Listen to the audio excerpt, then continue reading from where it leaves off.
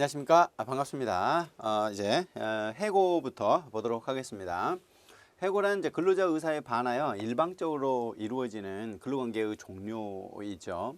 해고에는 두 가지가 있어요. 개별 해고는 근로자가 잘못해서, 그다음에 정리해고라는 거는 경영상 이유로 하는 것이죠. 이제 경영이 악화돼 가지고 하는 정리해고 그렇습니다. 해고 제한이 있습니다. 사용자는 근로자에게 정당한 이유 없이, 결국 정당한 이유가 있어야 되는데 정당한 이유 없이 해고하면은 그는 부당 노동행위 등이 되겠죠. 해고뿐만 아니라 휴직, 정직, 전직, 감봉, 징벌 이런 것들 하지 못합니다. 자, 사용자는 근로자의 업무상 부상, 질병 요양을 위해서 휴업한 기간과 이제 몸이 다쳐서 휴업한 기간과 30일 동안 또는 산 전후 여성이 근로기준법에 따라 휴업한 기간, 그 후 30일 동안 해고하지 못한다. 아무튼 출산 때문에 이루어지는 산 전후 30일은 해고하지 못합니다. 사용자가 일시 보상을 하였을 경우 사업을 계속할 수 없게 된 경우는 그러하지 못한다. 결국 이제 예외가 되는 거죠. 사업상 어쩔 수 없는 경우는 그렇다. 그다음에 이제 경영상 이유에 의한 해고 제한인데요. 사용자가 경영상 이유에 의해서 근로자를 해고하려면 긴박한 경영상의 필요가 있어야 돼요. 이 경우 이제 경영 악화를 방지하기 위한 사업의 양도, 양수, 합병은 이제 이 경영상 필요가 있는 걸로 보겠죠. 경영이 안 좋을 때. 사용자의 해고를 피하기 위한 노력을 다 해야 된다. 결국 그러니까 뭐 최후 수단으로 해야 된다는 거죠. 해고를 최대한 피해보고 합리적이고 공정한 해고 기준을 정하고 그에 따라 대상자를 선정해야 된다. 남녀 여성을 이유로 차별해서는 안 되죠. 여성만 해고한다 그러면 안 돼요. 그다음에 사용자는 해고를 피하기 위한 방법, 기준에 관해서 그 사업장의 근로자의 과반수로 조직된 노동조합이 있는 경우에는 그 노동조합 에 해고하려는 날을 50일 전까지 통보를 해줘야 돼요. 그래서 여기에 대한 대비가 돼야 되고 거기에 대한 협의를 또 해야 된다는 것이죠. 노조와 일단 50일 전에 노조에 연락을 해주라. 자, 그다음 넘어가 보시면 해고 예고 등입니다. 해고를 미리 이제 알려주는 건데 그래야 대비를 되죠. 다른 뭐 직장을 찾든지. 사용자는 근로자의 해고, 경영상 위한 해고를 포함합니다. 적어도 30일 예고를 해야 돼요. 30일 정도, 한 달 정도는 줘야 된다는 거죠. 30일 전에 예고를 하지 아니했을 때는 30일분 통상 임금을 줘야 돼요. 예고를 미리 안 하면 이제 임금을 줘야 된다고 돼 있죠. 예고 예외인데 근로자가 계속 근로한 기간이 3개월 미만인 경우, 그다음에 천재지면 부득이한 경우랄지, 근로자가 고의로 사업장에 막대한 지장, 근로자가 잘못한 거란 말이지. 이런 경우 고용노동부령이 정하는 바에 따라서 해고 요구를 하지 않거나 수당을 지급하지 않을 수도 있어요. 그러니까 이게 3개월 미만이에요. 그러니까 3개월 이하가 아니라. 그리고 부득이하다 또는 근로자가 고의로 좀 잘못했다. 이런 경우는 예외죠. 그다음 넘어가 보시면 해고 사유 서면 통보 통지입니다. 자, 사용자는 근로자를 해고하려면 해고 사유, 왜 해고한다, 해고 시기, 이걸 뭘로? 서면으로 통지해야 된다. 자, 서면으로 이제 예고는 통지해야 효력이 생겨요. 그래서 구두로 하면 안 돼요. 자, 사용자가 해고 예고 사유, 해고 시기를 명시해 서면으로 한 경우는 해고 사유와 해고 시기를 통지한 걸로 보는 거고요. 그다음에 자, 부당 해고 등 구제 신청이 있었죠. 노동위원회에. 자, 이 노동위원회에 구제 신청할 수 있어요. 부당하게 정당한 이유 없이 해고를 했을 때. 구제 신청은 부당 해고 등이 있었던 날부터 3개월 이내에 해야 된다. 결국 이러한 부당 노동 행위에 대한 구제 신청은 3개월, 석 달 안에 이루어져야 한다. 지금 여기에 숫자를 좀 유의를 하셔야 되겠습니다. 그다음에 구제 명령 등 확정입니다. 노동위원회에 따른 지방노동위원회 구제명령 기각결정. 구제명령은 구제가 된 거고 기각은 이제 구제가 안 된 거잖아요. 사용자와 근로자는 구제명령서나 기각결정서 통지받은 다음 10일 이내에 중앙노동위원회 재심 신청할 수 있어. 그러니까 처음에 이제 어떤 구제 신청을 했는데 거기 안 됐다. 그러면 다시 한번 구제 신청을 할 수가 있는 거죠. 재심 신청이고요. 중앙노동위원회 재심 판정에 대해서 사용자나 근로자는 재심 판정에서 송달을 받은 날부터 15일 이내에 이제 소를 제기할 수 있어요. 그러니까 먼저 구제 신청을 하고 안 되면 또 재심을 청구하고 또 안 되면 소를 제기할 수 있어요. 이렇게 재심 신청 소제기 기간 내에 재심을 신청하지 아니한거나 행정소를 제기하지 않으면 이제 확정이 되겠죠. 그다음에 이제 구제 명령이나 기각 결정, 재심 판정은 중노위에 대한 재심 신청이나 행정소 제기에서 효력이 정지되지 않아요. 그러니까 일단 뭐 해고됐다. 그러면 여기서 재심 청구했던, 소를 제기했던 해고 효력이 사라지는 건 아니라는 거죠. 그다음 넘어가 보시면 이제 임금이 나옵니다. 임금. 임금 뭐 근로자가 이제 받는 거죠. 근로 대가로 받는 일체의 금품입니다. 임금 지급의 원칙이죠. 임금은 일단 돈으로 줘야 돼요. 통화로 직접 지급을 하는 게 원칙입니다. 통화 지급 원칙, 직접 지급, 전액 지급이죠. 다만 법령이나 단체 협약에 특별한 규정이 있으면 임금 일부를 공제하거나 뭐 통화 이외의직으로 지급할 수 있다라고 되어 있습니다. 그다음 매월 그러니까 월급으로 주는 게 원칙이죠. 지급해야 한다. 다만 임시로 지급하는 임금이랄지 수당 그런 경우에는 예외로 이제 뭐 분기별로 줄 수도 있죠. 정기로 줄 수 있죠. 그다음 넘어가 보시면 평균 임금이라고 있어요. 특히 퇴직금을 산정할 때는 평균 임금으로 이렇게 하게 되는데 퇴직 당시를 기준으로 해서 3개월 전을 평균 내 가지고요. 그걸 평균 임금이라고 그래요. 그걸로 퇴직금을 계산을 하는데 평균 임금이란 그 산정해야 할 사유가 발생한 날을 이전 3개월 동안 그 근로자에게 지급된 임금의 총액을 그 기간 총 일수로 나눈 금액을 말한다. 그러니까 여기서 예를 들면 퇴직했다 이거요. 그러면 퇴직했으면 이렇게 3개월. 이때 이제 이제 다 합해 가지고 나눠요. 평균 되는 거죠. 3으로 나누면 예를 들면 500만 원이다. 그러면 500만 원을 가지고 이제 전체 퇴직금을 계산하는 거예요. 3개월 미만인 경우는 이제 이해 준하고요. 그다음에 이제 통상임금이라는 게 있는데 통상임금은 근로자에게 정기적으로 일률적으로 소정 근로 총 근로에 대해서 지급하기로 한 이게 이제 시급이랄지 주급이랄지 월급, 도급 금액 이런 걸 말하는 거예요. 이게 통상임금이에요. 넘어가 보시면 이게 특징을 보면 가산임금은 산정 기준으로 이제 근로자가 실제로 연장 근로 등을 제공하기 전에 미리 확정되어 있어야 한다. 통상임금은요. 미리 얼마를 주기로 했는지 확정이 돼야 되겠죠. 해고, 예고 수당이랄지 연장 근로, 야간 근로. 연장 근로라는 건 원래 8시간을 하게 되는데 그 뭐 10시간 했다 이런 경우고 야간, 휴일 근로에 대해서 야간이나 휴일 근로는 0.5%씩 더 플러스가 돼요. 고봐서 가산임금, 연차 휴가임금, 평균임금, 최저한도 등을 산정하기 위해서 기준이 되죠.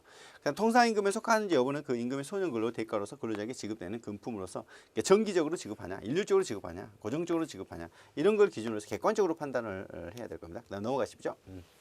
이제 휴업 수당이 있어요. 휴업 수당. 사용자가 잘못해 가지고 휴업을 했다 이거죠. 자, 그러면 이게 100분의 70, 70% 평균 임금의 100% 70을 수당으로 지급해야 돼요. 그러니까 일단 휴업을 했어도 사용자가 잘못했으면 70%는 주라는 거죠. 이게 평균 임금에. 평균 임금 100분의 70에 해당하는 금액이 통상임금을 초과한다. 그럼 통상임금으로 주는 거고요. 자, 근로시간은 이제 이 휴게 시간을 제외하고는 40시간으로 한다. 그러면 이게 이제 4, 8에 32 이렇게 되잖아요. 이제 32 이렇게 되니까 자, 여기에서 보시면은 주 8시간을 일단 한다고 했을 때 이게 주 40시간이에요. 40시간. 주 5일제 근무인 거죠. 주 5일제. 그러면 5, 8에 40이죠. 5, 8에 40. 월, 화, 수, 목, 금. 그러면 40이니까 이렇게 되니까 여기에 지금 주 5일제죠. 예전에 이제 토요일 4시간 근무하면 44시간이었는데 그 다음에 이제 하루는 8시간이고요. 그 다음에 탄력적 근로제가 있어요. 탄력적 근로제. 사용자는 취업 규칙의 정한 바에 따라서 2주 이내 또는 3개월 이내 단위로 평균해 가지고 이렇게 법정 근로시간을 초과하지 아니한 범위 내에서 특정한 날, 특정한 주에 초과할 수 있다 이런 거예요. 자, 뭐냐면 이게 이제 40시간씩 하잖아요. 그러면 40시간, 그 다음에 40시간 이렇게 돼야 되는데 그게 아니라 여기서 45시간 그리고 여기서 35시간 이렇게 해도 된다는 거죠. 이게 탄력적 근로시간이에요. 이번 주가 바쁘니까 5시간 더 하고 다음 주에는 이제 5시간 더 하고 이렇게 되는 게 탄력적 근로시간이죠. 선택적 근로시간은 일정한 정산 기간 동안에 총 근로시간을 결정한 다음에 근로자가 자신의 근로시간 제공을 일정한 시간대로 자유를 선택하는 거예요. 이게 선택적 근로예요. 네, 연장 근로는 이제 당사장 합의로 일주간 몇 시간?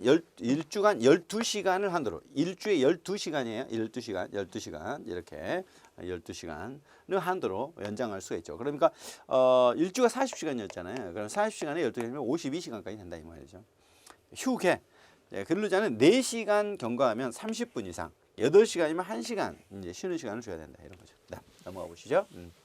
휴일. 사용자가 근로자에게 일주 평균 1회 이상 휴일을 주는데 유급 휴일로 보장을 해야 돼요. 유급이에요. 일주일에 한 번씩 일요일 날 쉬는 거.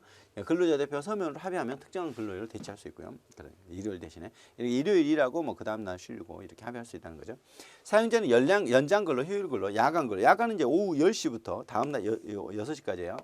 여기에 통상임금은 100분의 50을 가산한다는 거죠. 1.5배로 계산을 하는 거예요. 그러면 예를 들면 이제 그 시급으로 10,000원이다. 자, 그러면 이렇게 휴일이나 야간 근무만 15,000원씩 계산이 된다는 거예요. 100분의 50이 들어가는 거니까.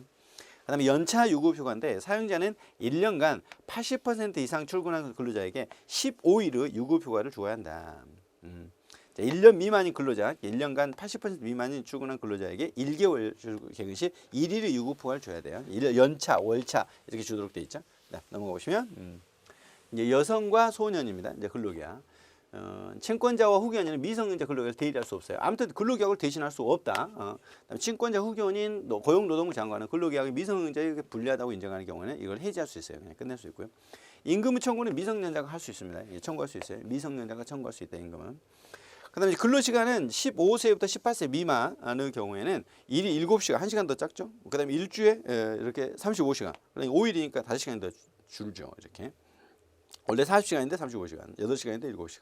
당사 합의에 따라 일일 1시간, 주 5시간 한도로 연장할 수 있다. 그러니까 이렇게 원래대로 8시간, 40시간까지 된다는 거죠. 자, 그다음 넘어가 보시면 야간 근로 휴일 근로 제한이에요. 사용자는 18세 이상 여성을 오후 10시부터 이제 6시까지 시간 근로시키려면 근로자가 동의를 받아야 됩니다. 야간 근로는 동의가 필요해요. 여성은. 여성 근로자가 청구하면 월 1일 생리휴가를 주어야 되고요. 임산부의 보호인데 사용자는 임산부, 임신 중인 여성의 출산 전과 출산 후 통해서 90일, 한 번에 둘 이상의 자녀를 임신하는 경우에는 120일입니다. 출산 전후를 줘야 된다. 이렇게 되는 거죠. 그러니까 이게 쌍둥이를 낳았을 때는 120일 준다는 거죠. 그다음에 이 경우 휴가 기간의 배정은 이제 출산 후에 45일, 한 번에 둘 이상의 자녀라면 60일 이상을 두도록 이렇게 돼 있죠. 그다음 넘어가 보시죠. 이제 근로기준법 끝났고요. 이제 사회보장법이 있어요. 사회보장법. 사회보장법은 뭐냐 이렇게 사회보장법은 이제 뭐 출산, 양육, 실업, 노령, 장애, 질병, 빈곤, 사망 이런 사회적 위험에 노출됐잖아요 국민이. 그러니까 이러한 국민들의 삶의 질을 향상시키기 위해서 서비스를 해주는 건데 사회보험, 그다음에 공적 부조, 사회 서비스 이게 있어요. 자 그러면 이 내용들을 보도록 하죠. 사회보장 기본법이 있습니다. 모든 국민은 인간다운 생활권이 있다. 헌법 34조 있고요. 자, 국가는 사회보장, 사회복지 증진한 노력을 하고 있다. 국가는 여자의 복지를 증진해야 한다. 국가는 노인과 청소년의 복지 향상에 노력해야 한다. 신체 장애자나 질병, 노령, 그러니까 생활 능력이 없는 국민을 법률이 정한 따라 국가를 보호한다. 국가는 재해를 예방한다. 이게 이제 헌법에 있는 사회보장 기본권이요. 그다음 넘어가 보시죠. 자, 그러면 사회보장 기본법이 있습니다. 그러니까 여기에. 그러면 사회보장법은 사회보장에 관한 국민의 권리, 국가, 지방자치 책임을 정하고 사회보장의 정책을 추진하는 거예요. 그래서 국민의 복지가 이제 중요하죠. 복지를 증진하고 사회보장에 관한 주요 정책을 심의하기 위해서 국무총리 소속 어디에 둔다? 국무총리 소속의 사회보장위원회를 둔다. 의무적으로 두는 거예요. 이념은 이제 국민의 사회복지라고 돼 있어요. 인간다운 생활권, 그 다음에 이제 사회복지를 추구하는 거니까 넘어가시죠.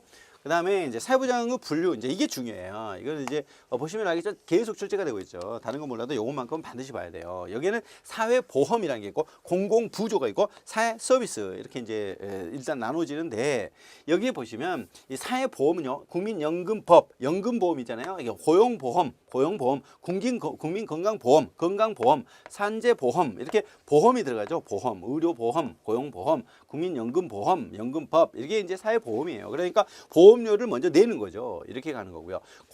공공부조는 보험료를 내는 게 아니에요. 보면 국민기초생활보장법 이게 기초수급비 주는 거예요. 의료구호법 이게 노인들에 대해서 그냥 구호를 해주는 겁니다. 그다음에 재구호법 이렇게 되는 것이죠. 재해가 발생했을 때 돈을 주는 겁니다. 이거는 이제 보험 형식이 아니고 그냥 국가나 지방자치단 책임하에 생활 유지 능력이 없는 사람들 있죠. 이런 사람들에 대해서 구호를 해주는 거예요. 그다음에 사회 서비스라는 게 나와요.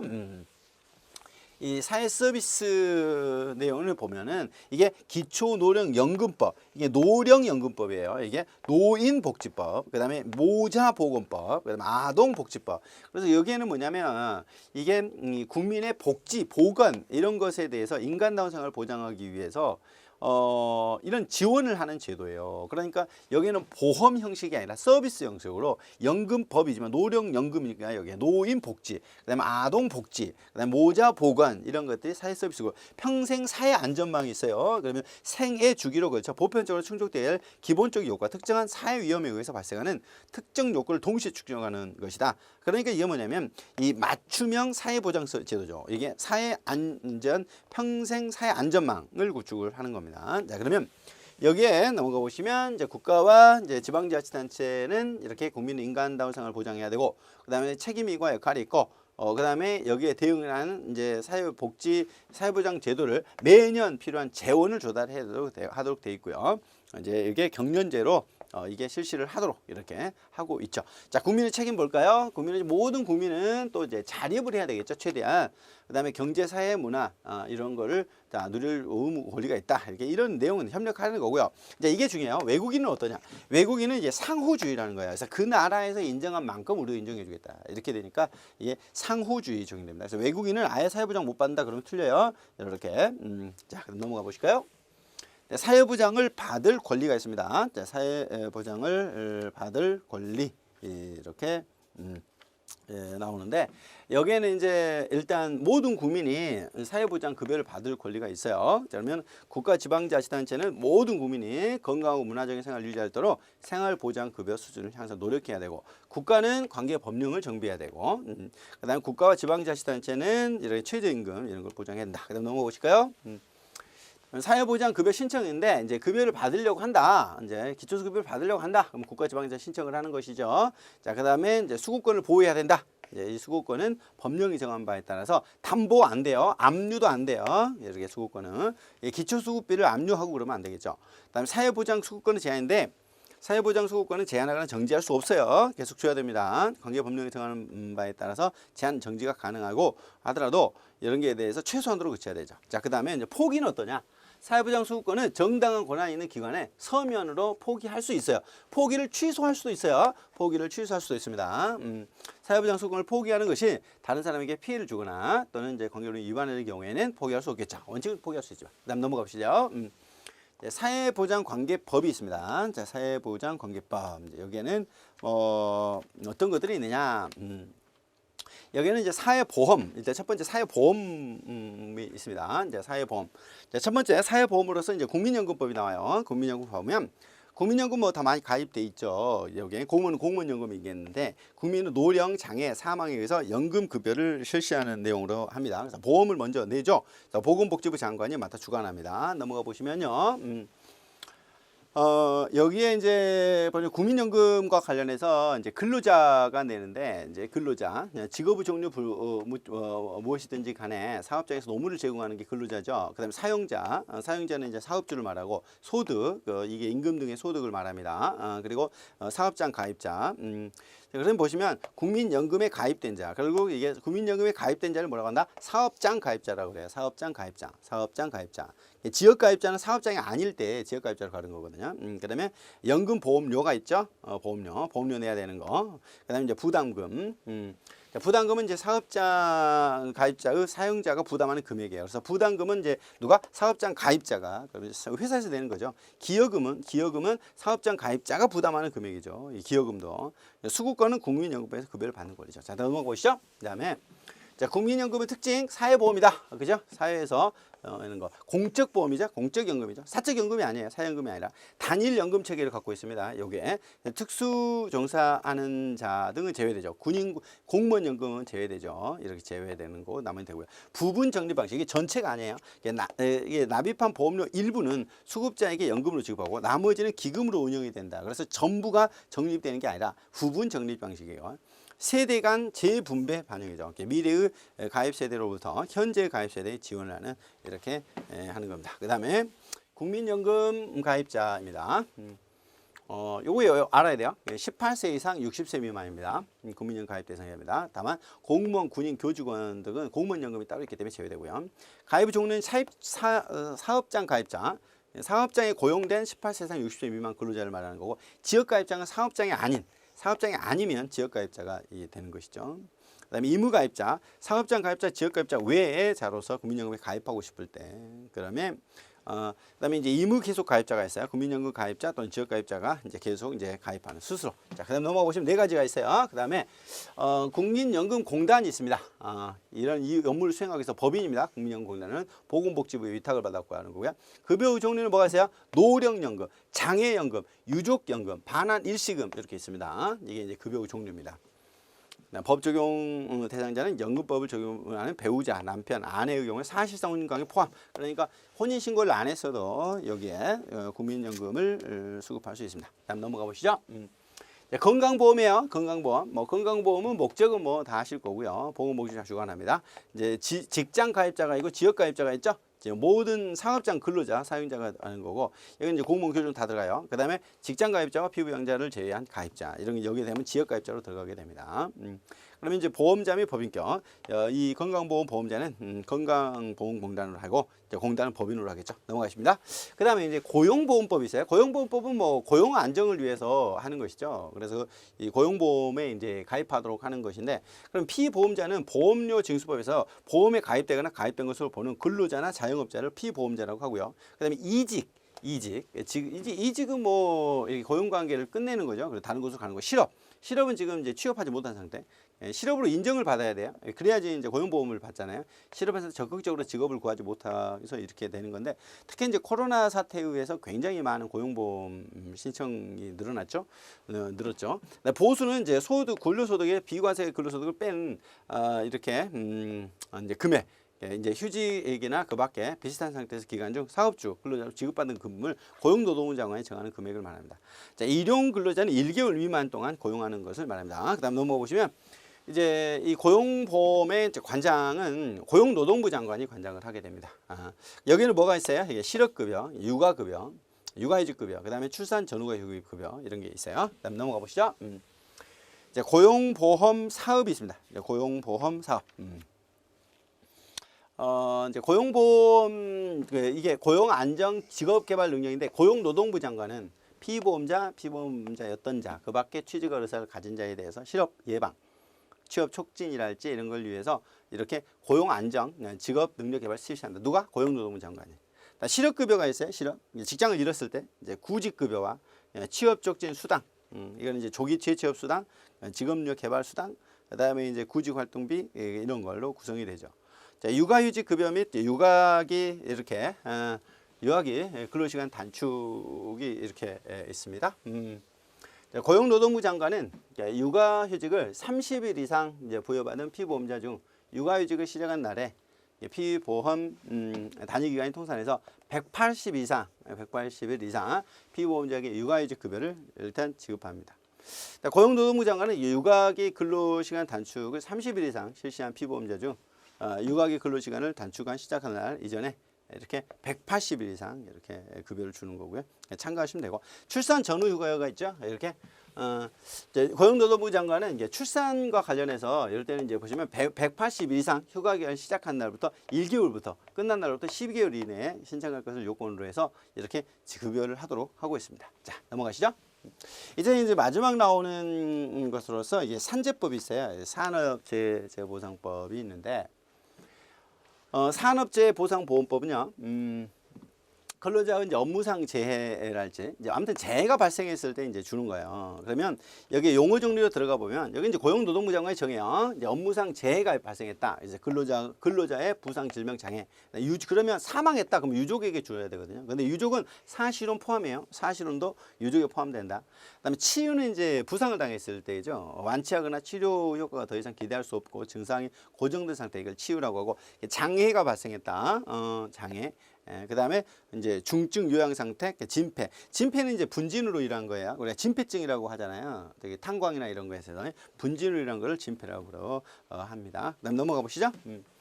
그다음에 이제 고용노동부 장관 위탁을 받아 이렇게 하는 것이 법인이고요. 근로복지공단은요. 급여 종류를 보면은 요양급여, 휴업급여, 장애급여, 간병급여, 유족급여, 상병보상급여, 장의비. 그다음에 재활급여, 그리고 진폐가 있는데, 이에 따른 보험급여 종류는 요양급여, 간병급여, 장의비, 그다음 직업재활, 진폐보상급여 이런 것들이 여기에 이제 있죠. 그러면서 이게 요양급여, 이제 휴업급여는 없죠. 휴업급여 없고요. 그다음에 이제 장의비, 그다음에 간병급여는 있는데 장애급여도 없고 이렇게 됩니다. 그다음 넘어가시죠. 이제 업무상 재해라고 나옵니다. 업무상 재해는 이제 업무상 사고가 발생한 경우죠. 업무상 사고나 질병으로 부상, 질병, 장애, 사망하면 이건 업무상 재해로 본다. 그래서 업무상 사고가 있고 질병이 있고 뭐 재해가 있고 그렇죠. 자, 넘어가시죠. 일단 넘어가시고요. 그다음에 질병은 이렇다. 그다음에 출퇴근 재해인데, 여기 뭐 사업주가 제공한 교통수단 이런 걸로 이용했을 때 되는 거죠. 사업주의 관할 범위 외라면 이럴 때는 이제 여기에는 출퇴근 재해가 아니에요. 자, 넘어가시겠습니다. 자, 그럼 문제로 이제 정리를 이제 해보도록 하겠습니다. 부당 노동행위의 구제 절차 옳지 않은 것은 부당 노동행위로 인해서 그 권리를 침해당한 근로자는 노동위원회에 구제 신청할 수 있죠. 노동위원회에 대한 구제 신청은 얼마에서 3월이죠. 3월. 예, 3월 이내 해야 돼. 2번이 답이네. 노동위원회는 부당 노동행위가 성립한다고 판정되었을 때 사용자에게 구제 명령을 발해한다. 그렇죠. 그러면 구제 명령은 행정소송 제기에 의해서 효력이 정지되지 않죠. 뭐냐면 여기에 구제 명령이 떨어졌어. 그런데 행정소송을 제기했다 할지라도 구제 명령은 그대로 남아 있다. 이렇게 하는 내용입니다. 다음 문제 보시죠. 다음 설명 중 옳지 않은 건 뭐냐? 이제 동거하는 친족만을 대상으로 하면 근로기준법이 적용되지 않죠, 그죠? 예, 근로기준법이 5명 이상이지만은 여기에 동거하는 친족만 하면은 적용되지 않아요. 단체 협약에 특별한 규정이 있는 경우는 임금의 일부를 공제할 수 있고요, 그렇습니다. 그다음에 사용자와 근로자 합의에 의해서 일주간 15시간이 아니었죠, 12시간이었죠, 12시간 한도에서 연장할 수 있다. 그래가지고 52시간까지 되는 거죠. 사용자는 1년간 80% 이상 출근한 근로자에게 15일의 유급 휴가를 준다고 그랬죠. 예, 맞습니다. 이게 연차를 줘야 된다는 거죠. 자, 정답은 3번입니다. 다음 문제 보시겠습니다. 자, 근로계약에 대해서 옳은 것은 미성년자는 임금 청구를 대리한다. 아니죠. 대리하면 안 돼요. 이거는 본인 청구해야지. 사용자는 긴박한 경영상황 필요가 있으면 근로 해고할 수 있다. 그렇죠. 이건 이제 정리해고가 된다라는 거고, 사용자는 근로계약 불이행에 대해서 위약금 예정 계약을 체결할 수 있다. 안 되죠. 이거 위약금 예정 계약을 하면 안 돼요. 왜냐하면 근로자는 사실 약자잖아요. 그렇기 때문에 이런 위약금 같은 거 체결하면 안 됩니다. 근로자에 대한 해고는 반드시 서면으로 할 필요가 없다. 아니죠. 서면으로 이렇게 하도록 이제 하고 있기 때문에 틀렸죠. 다음 문제 보실까요? 근로기준법에 대해서 옳지 않은 것은 근로조건은 근로자와 사용자 동등한 지위에서 해야 되겠죠. 그래서 단체 교섭을 주는 거고요. 근로자와 사용자는 각자가 단체 협약, 취업규칙, 근로계약을 지키고 성실히 이행해야 될 의무가 있고요. 사용자는 중대한 사고 발생을 방지하거나 국가 안전 보장을 위해 긴급한 필요가 있는 경우에 근로자를 폭행할 수 있다. 안 돼. 절대 안 돼. 이렇게 긴박하다고 해서 폭행은 절대 안 되겠죠. 말도 안 되죠.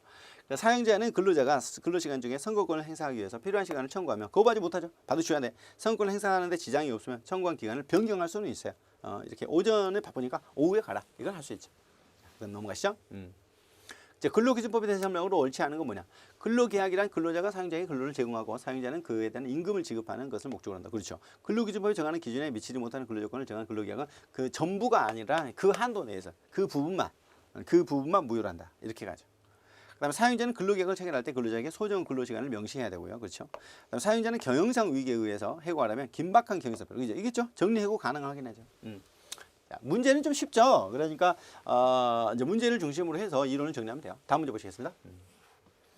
그다음에 근로기준법 24조인데 앞에서는 없었지만 앞에서 간단히만 나왔었는데 사용자가 경영상 이유로 근로자를 해고하려면 긴박한 경영상의 필요가 있어야 한다. 이 경우 경영 악화로 발생한 경우에는 이 사업을 양도하거나 그다음에 인수하거나 합병을 경우지 위탁은 아니에요. 사업을 맡기는 건 아니고 양도, 인수, 합병은 긴박한 경영상의 필요가 있는 걸 본다. 이 사업을 양도해 버렸다. 그다음에 인수했다. 이렇게 다음 인수했다. 그다음 합병했다. 이런 경우죠. 정답 2번이었어요. 다음 문제 보시겠습니다. 근로기준법상 2주 3개월 이내에 일정한 단위 기간을 평균하여 근로 시간을 초과하지 않는 범위 내에서 특정한 날, 그 다음에 이제 특정한 주에 근로 시간을 초과하여 근무할 수 있도록 이제 운영제 하는 것이 뭐냐라고 이렇게 물어봤는데 답은 이제 이 탄력적 근로시간이죠. 탄력적 이렇게 평균해 가지고 이번 주에는 45시간, 다음 주에는 뭐 35시간 이렇게 가는 것이죠. 선택적은 이제 근로자가 선택을 하는 것이니까 이건 탄력적 근로시간이라고 그래요. 다음 문제 보시겠습니다. 통상 임금에 관한 설명으로 옳지 않은 거. 근로자에게 정기적 일률적으로 소정 근로 또는 총 근로에 대해서 지급하기로 정하는 거 그렇습니다. 그래서 근로자가 약정하는 게 통상임금이에요. 근로자가 실제로 연장, 야간, 그다음에 휴업 근로를 제공하기 전에 미리 확정해야 되고 해고 예고 수당, 법정 수당, 연차 수당, 평균 임금의 최고 한도 아니죠. 이거는 여기는 이제 최저죠. 최저 한도죠. 최저 한도의 산정 기준을 이렇게 하는 것이죠. 평균 임금은 최저 한도를 산정하기 위한 겁니다.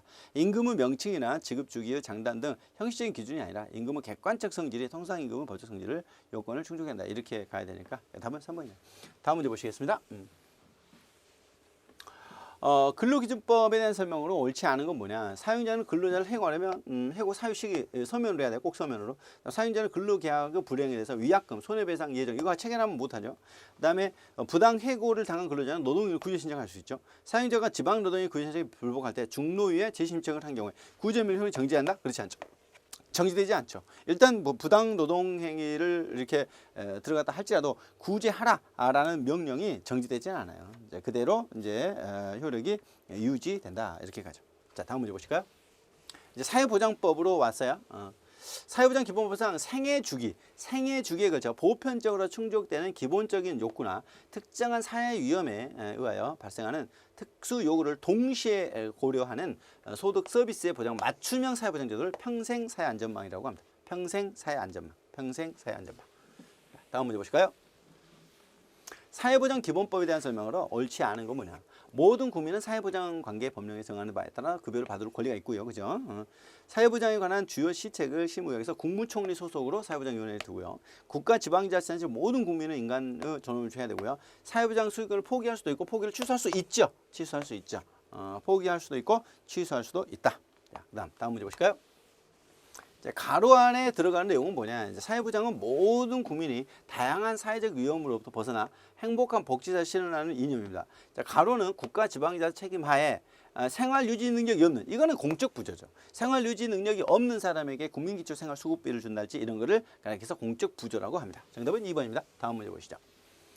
사회보장 기본법 옳지 않은 거. 국가와 지방자치단체에는 책임과 역할이 있다. 그렇죠. 국내에 거주하는 외국인은 국적 불문하고 혜택을 받을 수 없다. 아니죠. 이게 뭐가 적용돼요? 상호주의가 적용된다. 그래서 상호주의라는 것은 그 나라에서 그 외국에서 우리나라 국민에게 인정해주면 그 외국인도 인정해주겠다. 이게 상호주의죠. 사회보장 수급권은 관계 법령에서 정하는 바에 따라 다른 뭐 양도할 수 없죠. 맞어요? 사회보장 수급권은 정당한 권한이 있는 기관에 서면으로 통지하여 포기할 수 있죠. 그리고 포기 취소할 수 있고. 답은 2번입니다. 다음 문제 보시죠. 국가와 지방자치 책임하에 생활 유지 능력이 없다. 이거 뭐 공적 부조지, 공공 부조지. 생활 유지 능력이 없는 사를 이렇게 하는 거. 다음 문제 보시죠. 사회보험 분야에 대한 법률이 아닌 거. 사회보험이에요. 사회보험 이거죠. 공적 부조죠. 공적 부조. 이거는 고용보험, 연금보험, 그 다음에 국민연금보험, 국민건강보험. 이건 보험법이죠. 사회보험 분야고, 이거는 공적 부조이기 때문에 4번이 다음이네요. 다음 문제 보실까요? 사회보험에 해당하지 않는 거, 고용보험, 기초노령연금, 그 다음에 이제 뭐 이게 사회보험법이라고 돼 있잖아요. 그러면 이거는 이제 국민기초생활보장법. 이거는 이제 공적 부조죠. 이제 공공부조 이렇게 가야 되니까 사회보험은 아니죠. 정답은 4번이네요. 다음 문제 보실까요? 국민연금법상 이 국민연금 이제 가입자의 종류는 뭐냐라고 했더니 지역가입자 있죠, 그죠? 이제 사업장 가입자 있고 의무가입자 있고 의무 계속 가입자 있는데 정답은 4번이죠. 전부 다 되겠죠. 이렇게. 다음 문제 보실까요? 자, 국민연금법에 대한 설명으로 옳은 것은 뭐냐라고 물어봤어요. 자, 여기에는요 만 18세죠, 만 18세, 60세 미만 연금 가입자고, 부담금이란 사업장 가입자의 근로자가 부담하는 게 아니죠. 여기는 사업장 사용자가 부담하는 거예요. 사용자가 부담을 해야 되고, 기여금이란 사업장 가입자가, 이게 답이네요. 이제 기여금도 이제 사업장 가입자가 부담을 하죠. 그다음에 이 법이 적용할 때 배우자, 남편, 아내, 사실혼 포함이죠. 사실혼 관계에 있어도 이 법이 적용돼요. 이게 답은 3번입니다. 다음 문제 보실까요? 국민연금법상 국민연금의 특성으로 옳지 않은 거, 이게 사회보험이다, 공적연금이다, 그다음에 단일 전부가 아니죠. 이건 부분 적립 방식이죠. 부분 적립 방식. 이제 일부는 기금으로 들어간다고 그랬잖아요. 보험료가 들어가고 전부 다 보험료로 들어가는 게 아니라. 정답은 4번입니다. 다음 문제 보시죠. 국민연금법이 옳은 거, 급여의 종류에는 노령연금, 장애연금, 유족연금, 반환식. 이거 맞네. 가입자는 직장가입자, 임자가 이분되는 게 아니라 의무가입자도 있었죠. 의무계속 가입자도 있었고, 그러니까 네 가지고요. 기여금은 직장 사용자가 부담하는 금액을 말한다 라고 했는데, 직장가입 사용자가 부담하는 게 아니에요. 이거는 사업장 가입자가 부담하는 거죠. 사업장 가입자, 직장 가입자가 아니라 사업장 가입자가 부담하는 거예요. 가입자가 이렇게 부담하는 게 틀렸고, 국내에 거주하는 국민으로서 만 18세 이상 60세 미만인 자가 이렇게 가입되죠. 정답은 1번이네요. 다음 문제 보시죠. 고용보험법에 대한 내용은 급여가 아닌 것을 물어봤습니다. 육아휴직급여 맞는데, 여기에 이제 요양급여는 고용보호법은 아니에요. 이게 고용이랑 구직급여, 그다음에 출산 전후, 그다음에 육아휴 이런 게 있는데 요양급여는 여기에 들어가지 않죠. 고용보험법에는 들어가지 않아요. 이게 산재법이 들어가죠. 산업재해보상보험법에 요양급여가 들어가지만 고용의 요양은 안 들어가요. 다음 문제 보실까요?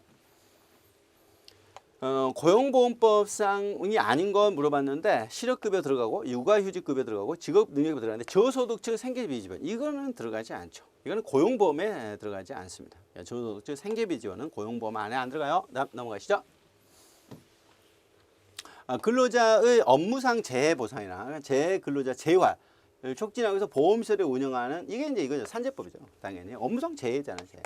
재해로 이게 발생하는 것은 바로 산업재해보상보험법 이렇게 합니다. 다음 문제 보실까요?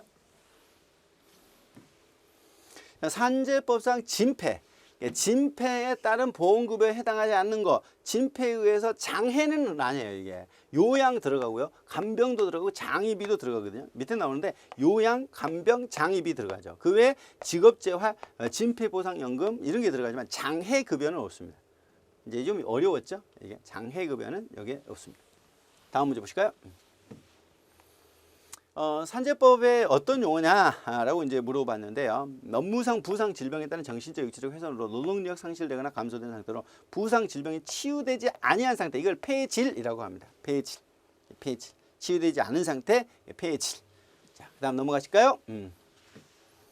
산재법상 사고에 해당하지 않는 것 물어봤습니다. 재해에 인정된 사고. 휴게 시간 중 사업주 관리하에 있었다. 그럼 이것도 재해예요. 사업주가 주관하거나 사업주 지시에 따라 참여한 행사였다. 이것도 재해고요. 사업주가 제공한 시설물을 이용하다 그랬어요. 이것도 재해야. 사업주가 집에 관리하고 있지 않아. 사업주가 제공한 교통수단을 출퇴근 중인데 사업주가 제공하지 않았으면 이거는 업무상 재해가 아니다. 이렇게 보고 있습니다. 자, 여기까지 이 법학개론을 마치겠는데요. 여러분들이 이제 우리 보면 법학개론과 민간경비론 두 과목을 해서 총 평균 60점이 넘으면 돼요. 그러면 그리고 한 과목에 40점 밑으로 가면은 꺼라이거든요. 결국 80점 이상만 맞으면 돼요. 80점 이상 넘어가면 의미가 없거든요. 그리고 결국 이제 한 과목이 40점 맞더라도 80점을 맞으면 합격이기 때문에 여러분들이 80점을 기준으로 공부하면 되겠다. 그래서 너무 욕심내기보다는요, 이제 합격을 기준으로 두고 여러분들이 마지막 반복해서 보시면 될 것 같습니다. 좀 헷갈리는 부분은 또 반복해서 들으시기 바랍니다. 여기까지 여러분들 고생하셨습니다. 저도 고생했죠. 수고했습니다.